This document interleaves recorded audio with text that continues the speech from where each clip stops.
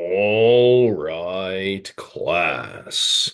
Y'all, welcome back to my review video for World War II. Now, this is the review video you need to get yourself ready for the World War II exam. Now, you might notice it says World War II, 1941 to 1945, because this is U.S. history after all. We will be focusing on the part of the war that America takes part in. Now, we got to remember there are major causes for World War II. The first one is the Treaty of Versailles. This is the treaty that ended World War I and was unfair towards Germany. It's why the German people were willing to start a second World War. The Germans were also suffering during the worldwide economic depression. That's why it led to the rise of the Nazi Party and Adolf Hitler. This man promised to fix their country's problems and restore Germany to its former glory. After Hitler becomes leader of Germany, he starts bullying his way around Europe, and the countries of Europe back down to him. It's known as appeasement. America also stayed out of this war. They basically said, not our continent, not our problem, and practiced U.S. isolationism. Now, the sides of this war, the Allied powers are England, America, and the Soviet Union, and we have Winston Churchill, Franklin Delano Roosevelt, and Joseph Stalin. Remember, Stalin might be on the Allied powers, but he is still a dictator who rules his country with an iron fist. Another example of a dictator is Adolf Hitler, who heads up the other side of this war, known as the Axis powers. Now, remember, this war is so gigantic, I have to tell it in the three theaters: the American theater or American home front, the European theater, the war in Europe against Nazi Germany, and the Pacific theater, the war out in Asia against Japan. Now, this war begins for America when we are attacked at Pearl Harbor, Hawaii on December 7th, 1941. We were a neutral country until this surprise attack.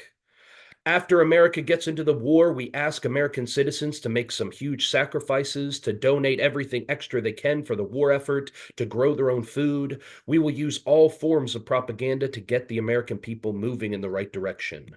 We'll use propaganda like Captain America and even Mickey Mouse. We'll also use propaganda to get the American people to buy war bonds. This helps us finance the war and pay for the war effort. We'll also ask the American people to ration to make what they have last as long as possible. But the big thing the Americans need to do is help us produce our weapons of war. This is how we win World War II, by drowning the enemy in more things than they can keep up with. Now we need millions of workers, including our young women of this country who join the workforce for the first time. The representative of all women at work during this time is Rosie the Riveter. Remember, America only joined this war when we were surprised on December 7th by the Japanese. They kill more than 2,300 American soldiers, and it is awakening a sleeping giant, bringing us into this war. Because of this, our hatred for the Japanese, we have Executive Order 9066, forcing Japanese Americans into what will become known as the internment camps. Now let's look at the war in Europe. We will only focus on what will be known as the Western Front, because if you remember, that is the part of the war where America takes part. We'll not really focus on the Eastern Front, even though it is a huge part of the story of World War II.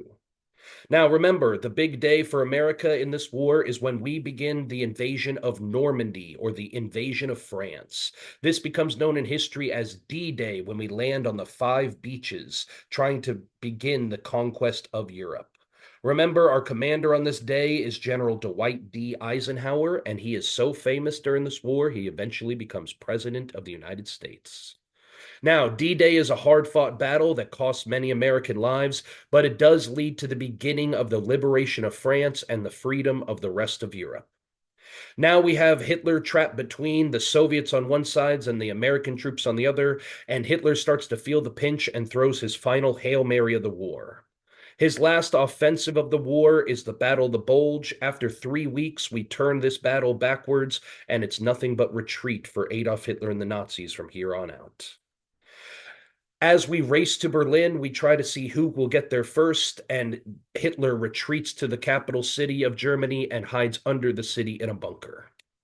The Soviets will reach Berlin first. forcing Adolf Hitler to commit suicide, unfortunately escaping the justice that he so necessarily deserved. Other high-ranking Nazi officials will be put on trial after the war for what is called crimes against humanity. Those crimes include what we find out to be the Holocaust, the systematic killing of millions of Jews during World War II. Remember, the Tuskegee Airmen represent the 1 million black soldiers that fight in this war. Remember, they're fighting in segregated units, and the Tuskegee Airmen are these honorable all black fighter pilots who served in World War II. Now let's finish out the war with the Pacific Theater, the fight against Japan. As we all know, it all begins when Japan starts to invade Korea and China. America, from the very beginning, tells Japan that we are not okay with this situation, and we begin to warn them that if they don't stop, we will stop selling them oil. We even have American fighter pilots that are so unpleased with what Japan is doing, they volunteer and travel to China themselves to help the Chinese fight back against Japan. This is years before America ever enters the war. But America finally enters in 1941 when the Japanese launched this surprise attack. I can't tell you how surprised the American people were because we were a neutral country, and it angers the American people in ways you cannot imagine, awakening a sleeping giant. America's strategy in the Pacific will be known as island hopping. Jump from island to island, getting closer and closer to Japan until we can finally bomb them from the air. The key battle that we all need to know in the Pacific Theater is the Battle of Midway. At this turning point battle, we knock out 4 Japanese aircraft carriers. This is something the Japanese Navy is never able to recover from because remember, these are the biggest and most important boats in the Navy.